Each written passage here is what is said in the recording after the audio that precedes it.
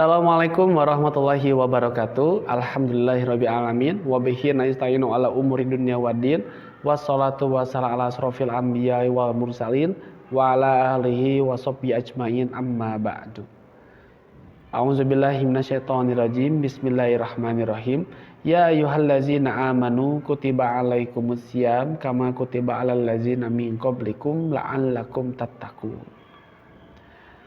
Bulan suci Ramadan merupakan bulan yang dimana sekecil apapun amalan kita menjadi pahala yang sangat luar biasa yang akan dilipat gandakan. Hal ini telah tercantum dalam hadis riwayat Bukhari dan Muslim. Seluruh amalan kebaikan manusia akan dilipat gandakan menjadi 10 sampai 700 kali lipat. Luar biasa. Ya, luar biasa. Kenapa? Karena meskipun kita hanya tilawah satu halaman ataupun setengah halaman, itu akan dilipat gandakan, terus dilipat gandakan, terus dilipat gandakan amal kita, pahala kita. Luar biasa untuk tabungan kita ke depannya. Namun hal ini dapat gugur. Maka Nabi Muhammad SAW mewanti-wanti kepada kita selaku umatnya agar menjauh ataupun tidak mendekati maksiat dan perbuatan dosa yang berpotensi menodai ibadah ini. Peringatan tentang pentingnya orang yang berpuasa menjauhi kemaksiatan ataupun dosa ini telah disampaikan oleh Rasulullah SAW dalam hadis berikut. Betapa banyak orang yang berpuasa namun ia tidak mendapatkan dari puasanya tersebut kecuali rasa lapar dan dahaga. Hadis riwayat Tabrani. Maka apa saja perilaku yang merusak atau menghilangkan pahala puasa? Nah, Nabi Muhammad SAW bersabda, ada 5 perkara yang membatalkan pahala orang yang berpuasa, yaitu yang pertama berdusta, yang kedua bergibah, yang ketiga mengadu domba, yang keempat bersumpah palsu, dan yang kelima memandang dengan syahwat. Ini tercantum dalam hadis riwayat Dailami.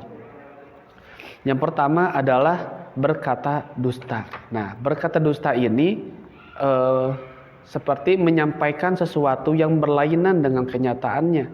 Jika dilihat dalam perbuatan, orang yang berdusta juga bisa berperilaku tidak sesuai dengan perbuatannya atau tidak sesuai dengan perkataannya. Mohon maaf ya. Nah, dusta merupakan dosa yang paling besar dalam Islam. Bahkan ini induk dari banyak maksiat yang lainnya gitu. Jika seseorang sudah terlanjur berdusta, ia akan melakukan kebohongan lainnya untuk menutupi yang pertama. Seperti itu. Nah, jika orang berdusta selama ini berpuasa, maka ibadah puasanya tidak akan bernilai apapun di sisi Allah. Sebagaimana sabda Rasulullah SAW, barang siapa yang tidak meninggalkan perkataan dusta, maka Allah tidak butuh dari rasa lapar dan haus yang dia tahan. Ini hadis riwayat Bukhari. Lalu yang kedua, gibah, gosip, ataupun membicarakan keburukan orang lain, ini merupakan salah satu faktor yang dapat menggugurkan atau potensi untuk menggugurkan pahala kita di bulan suci Ramadan. Kendati gibah ini tidak termasuk dusta, tetapi membicarakan keburukan orang lain termasuk perilaku tercela yang dilarang Islam.